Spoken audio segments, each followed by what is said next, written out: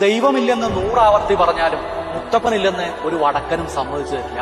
എന്തിനേറെ പറയുന്നു, വൈരുദ്ധ്യാത്മക ഭൗതികവാദം അടിസ്ഥാനമാക്കിയ കമ്മ്യൂണിസ്റ്റുകാരന്റെ വിട്ടുചുമരിലും മുത്തപ്പനെ കാണാം.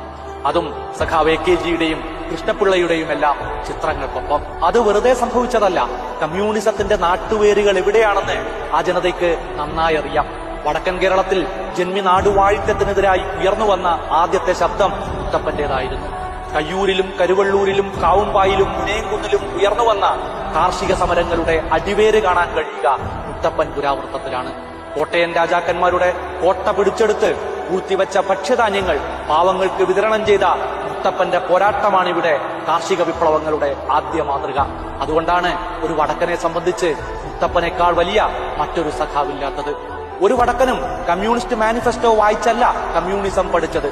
ജാതി മത ലിംഗഭേദങ്ങൾക്കപ്പുറത്ത് പണത്തിന്റെ കെട്ട് തൂക്കി നോക്കാതെ വലുപ്പച്ചെറുപ്പമില്ലാതെ മനുഷ്യനെ മനുഷ്യനായി കാണുന്ന മുത്തപ്പന്റെ രാഷ്ട്രീയത്തിൽ നിന്നുകൂടിയാണ്.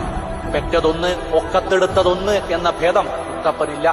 അതുകൊണ്ട് വിശ്വാസികൾക്ക് മാത്രമല്ല അവിശ്വാസികൾക്കും ആ വൃദ്ധ ദൈവം വന്ന് കൈപിടിക്കുമ്പോൾ മനസ്സ് നിറയും. തലമുറകൾക്കപ്പുറത്തുനിന്ന് സങ്കടങ്ങൾ വായിച്ചറിഞ്ഞെത്തിയ ആരോ വന്ന് മൂർധാവിൽ തൊടുന്നതുപോലെ തോന്നും.